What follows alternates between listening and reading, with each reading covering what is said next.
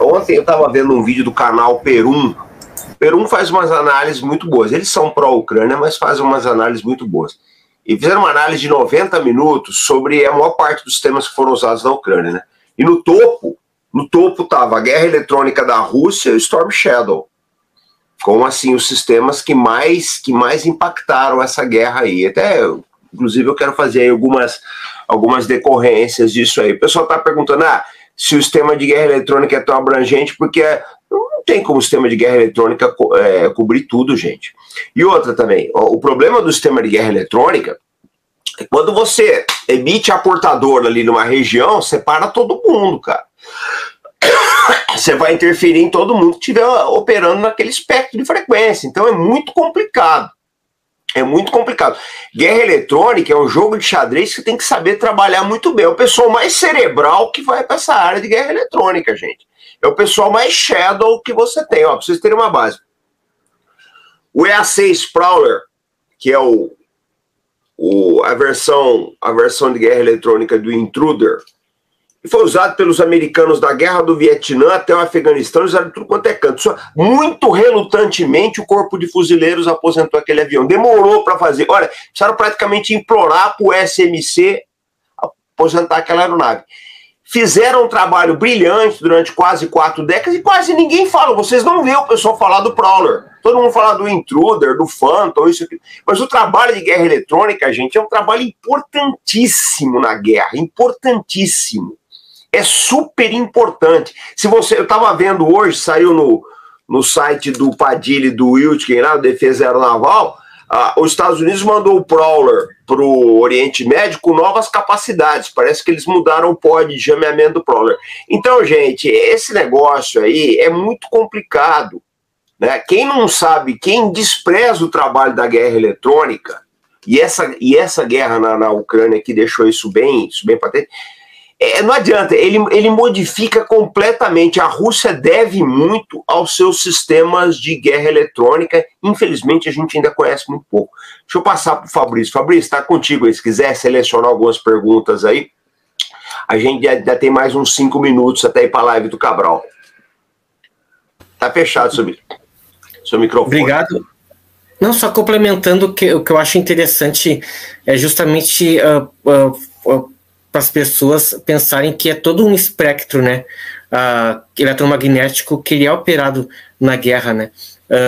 Eu me lembro que quando eu prestei serviço militar, eu era das comunicações, né, então a gente tinha todo aquele treinamento sobre usar o AM, usar o FM, né, e daqui a pouco a gente está indo para outro setor, que reparem que agora todo mundo tem a sua TV que vem da internet, e vocês pensaram um pouquinho, por que todas as TVs saíram do ar no mundo todo mundo está usando TV só de internet e tudo mais?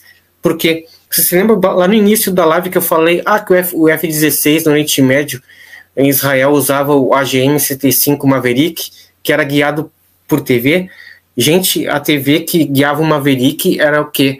A frequência UHF, que estava na nossa TV há pouco tempo atrás. Ou seja, esse espectro eletromagnético está sendo ocupado por faixas militares. Então todo mundo está usando o seu Wi-Fi na sua TV hoje em dia. A gente está aqui, mas daqui a pouco as ondas estão sendo, as faixas fatiadas, né, para outros tipos de uso aí dentro. Então isso é muito interessante. A gente está vendo as modificações ocorrerem o tempo todo a nossos olhos, né? Isso vai gerar impactos na guerra, e já está gerando. A gente pode ver, por exemplo, na questão que vocês falam tanto, acho que também da soberania nacional, que é muito importante. O seguinte, uma coisa que ninguém fala muito, mas muito do sucesso russo também tá onde? No GLONASS. Gente, a Rússia tem seu próprio GPS. Então, o que acontece? O F-16 ucraniano vai usar a sua bomba guiada com o seu GPS, mas o que acontece? O russo tem GLONASS, o chinês está usando o sistema Beidou, ou seja, passa também para essa discussão de soberania a questão da internet própria e daqui a pouco o espaço e as redes de posicionamento próprios de cada estado.